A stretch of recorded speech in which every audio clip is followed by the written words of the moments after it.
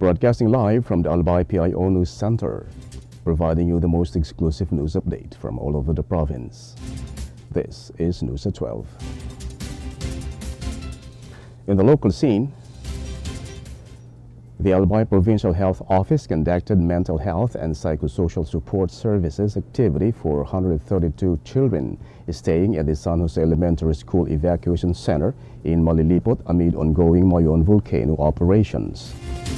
The activity formed part of the provincial government's continuing humanitarian response to address the non-physical impacts of displacement caused by volcanic unrest.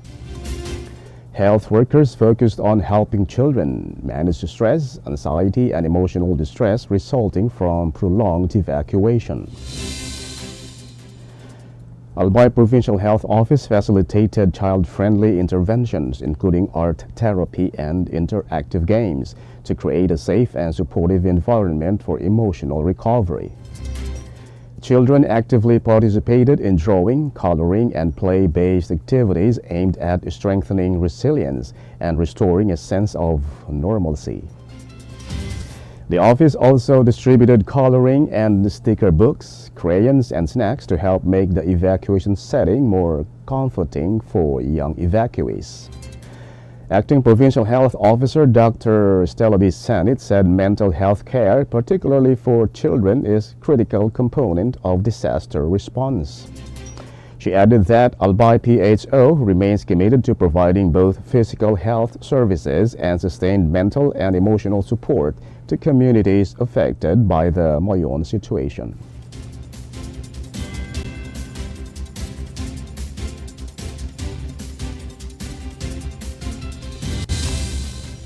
In other story, the Provincial Social Welfare and Development Office conducted a capacity building training on early childhood care and development on January 20, 2026 at the ACID Hall of the Albay Public Safety and Emergency Management Office building. The activity focused on early childhood care and development policies, legal frameworks, center-based standards, the Infant-Toddler Early Development Program, developmental milestone, and assessment techniques. The Provincial Social Welfare and Development Office said 36 child development workers participated to enhance their knowledge on effective program implementation and service delivery. The training aimed to strengthen participants' skill and reinforce their commitment to providing quality, inclusive, and responsive early childhood care. The activity underscored the shared commitment of government and local agencies to advancing early childhood education and development opportunities for Albayano children.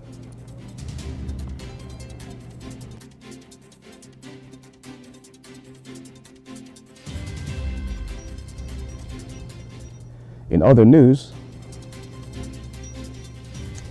the Provincial Health Office conducted a rapid health assessment in several evacuation centers across Albay to address the health needs of communities displaced by the current alert status of Mayon volcano. The activity aimed to assess evacuation center conditions and identify immediate health concerns and essential needs of evacuees from affected barangays. Health teams evaluated sanitation and hygiene facilities, access to clean water, availability of medical services, and the overall health status of displaced families. The assessment covered San Jose Elementary School and San Jose National High School in Malilipot, which are sheltering residents from barangays Calbayog and San Roque. In Tabaco City, assessments were conducted at Marirok Evacuation Center for evacuees from Sitio Nagsipit in Barangay Marirok and at San Antonio Buhian and Buang Evacuation Center serving residents from Barangays Uson, Buhian, and parts of Barangay Buang. Albay Acting Provincial Health Officer Dr. Stella B. Sanit said the assessment results will guide the deployment of medical consultations, disease prevention measures, and other essential health services. The provincial government of Albay said it continues to monitor the situation and coordinate with concerned agencies to strengthen health and emergency response efforts for affected communities.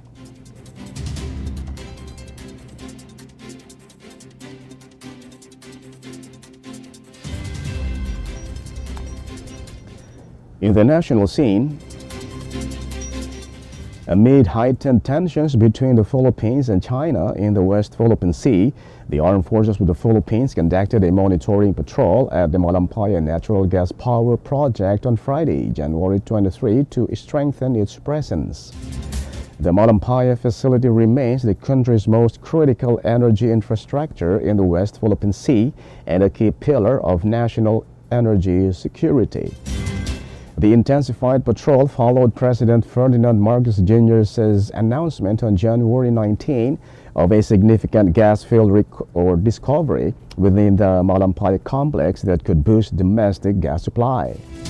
Armed Forces Chief of Staff General Romeo Bronner Jr. led the monitoring patrol and site visit under the Joint Task Force Malampaya to assess the facility's security posture and operational readiness. The military said the operation underscored the AFP's commitment to defending national sovereignty, upholding maritime rights, and protecting strategic infrastructure, crucial to economic stability.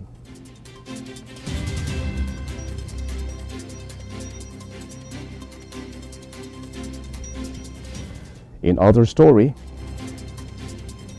the Second Congressional Commission on Education, EDCOM-2, will release its final report today, January 26, at the House of Representatives, summarizing 3 years of study on the state of the Philippine education system. Called Turning Point, a Decade of Necessary Reforms, the report presents a unified 10-year roadmap from 2025 to 2035 to align policies and reforms across DepEd, CHED, and TESDA. The Commission found that student proficiency drops sharply from 30.52% in grade 3 to only 0.47% by grade 12, underscoring a severe learning crisis. It also noted that only 70.8% of Filipinos aged 10 to 64 are functionally literate, while 23.6% of children suffer from stunting and can cause permanent brain damage. The report highlights major systemic problems, including teacher pressure to pass unqualified students, classroom shortages, diploma mills, and lack of learning and nutrition support for young children. EDCOM-2 recommends a national education and workforce development plan that focuses on early childhood education, basic literacy and numeracy, reducing classroom congestion, and strengthening teacher training over the next decade.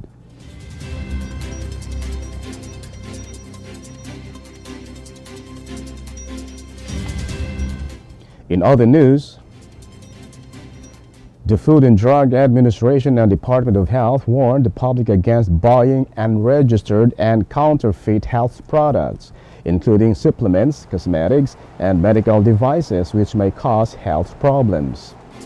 FDA Director General Paulo Teston said products that are not registered have not been checked for safety and effectiveness as required by law for all health products sold in the Philippines. Teston urged consumers to use the FDA's online portal to check if a product is registered and to see any warnings before buying.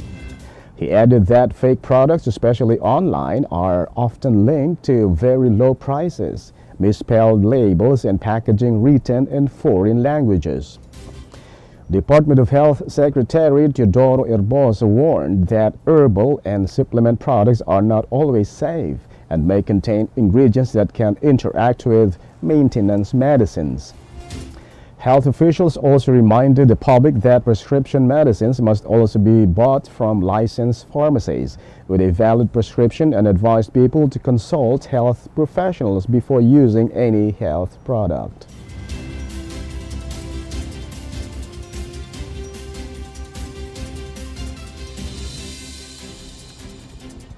And in the news outside the country, the head of the World Health Organization rejected U.S. claims, calling them false and warning the move makes both the U.S. and the world less safe. U.S. Secretary of State Marco Rubio and Health Secretary Robert F. Kennedy Jr. accused the World Health Organization of failing during COVID-19 and acting against U.S. interest, claims the agency denied. The World Health Organization said it shared information quickly, respected national sovereignty, and never ordered lockdowns, mask mandates, or vaccine mandates, leaving decisions to governments. The dispute comes as the U.S. completes a one-year withdrawal process while still owing about $260 million in unpaid dues.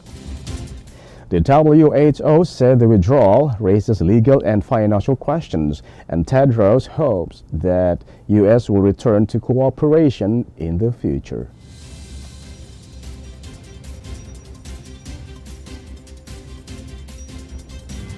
In other story, Greenland and Denmark have joined forces to oppose U.S. President Donald Trump's interest in the Arctic island.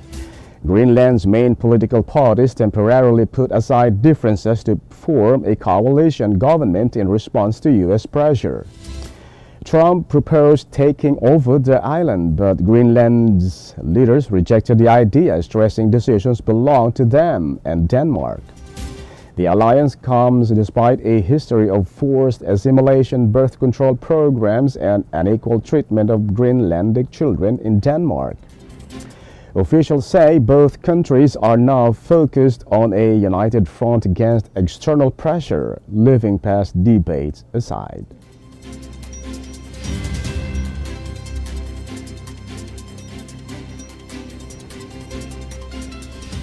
And finally, in the news outside the country with reference to the Philippines, former Philippine President Rodrigo Duterte's legal team told the International Criminal Court in January 23, 2026 that the tribunal has no jurisdiction to investigate alleged crimes in the Philippines after the country formally withdrew from the Rome Statute in 2019.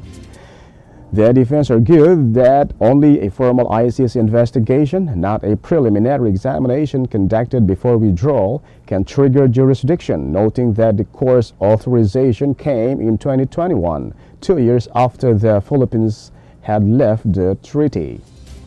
Duterte's lawyers criticized the prosecution's stance as inconsistent and rejected comparisons to other countries, saying the Philippines' case is legally distinct and should not be treated the same as Burundi.